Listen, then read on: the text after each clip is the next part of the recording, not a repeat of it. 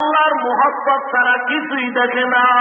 উজানির জমিনে ঘুমন্ত কারীম রহিম উজানির থেকে চরমনার ময়দানে আসছেন। ইসহাক রহমাতুল্লাহ আলাইহি মেহমানদারির আয়োজন করলেন। খানা খাওয়ার পরে উজানির কারি সাহেব বলে, ইসহাক আমারে কি দিয়ে খানা খাওয়াইনি? ইসহাক রহমাতুল্লাহ আলাইহি বলেন, হুজুর কোরমা বিরিয়ানি পোলাও গোস্ত দিয়ে খানা খাওয়াইলাম।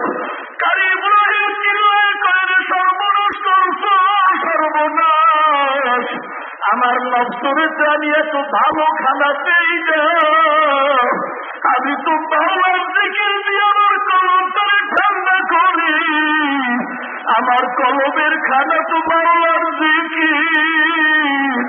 আমারে তুই কোরমা পোলাও কেন খাওয়াইছ?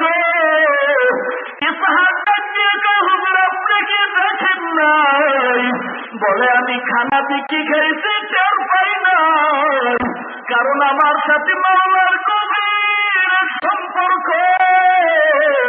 আমি খানাও খাইতে গিয়েও দেখি আমার মাওলার কুদরত, আমার আল্লাহর কুদরত। পরে বান্দা চেষ্টা করা তোমার কাজ পূরণ করবেন আমার আল্লাহ। ও বান্দা তুমি চোখের পানি ছেড়ে আল্লাহর কাছে বলতে থাকো, আজ নয় কাল একদিন চোখের পানির জবাব এসে যাবে। বুড়া মানুষ আল্লাহর বান্দা বাইতুল্লাহ হজে রওয়ানা। মুজাহাদা কাকে বলে? বাইতুল্লাহ হজে যায়, প্রতি বছর যায়। আল্লাহর গোলাম হজ করতে করতে 40 বছর হয়ে গেছে। 40 বছর হজ করার পরে এখন দুর্বল, লাঠি দিয়া হাঁটতে হয়, একা একা পারে না। গাড়ি নাই, বিমান নাই, স্টিমার যোগে মক্কায় যায়।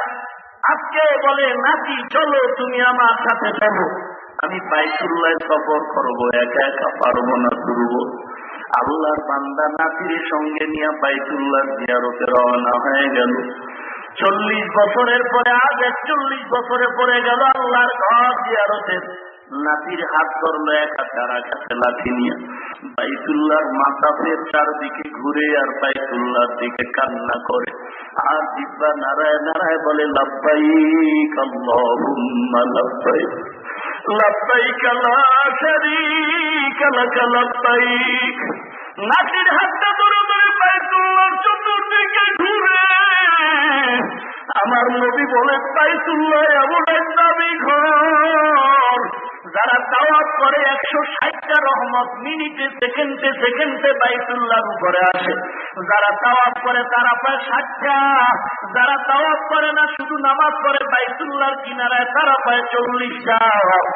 আর যারা বাইতুল্লাহর নামাজও পড়ে না, জিয়ারতও করে না, শুধু টাকা টাকা দেখে আল্লাহর ঘর, এদের উপরও সেকেন্ডে সেকেন্ডে 20টা রহমত নাজিল হয়। আল্লাহর বান্দা বুড়া মানুষ নাতির হাতটা ধরে ধরে লাব্বাইক আওয়াজ দেয়।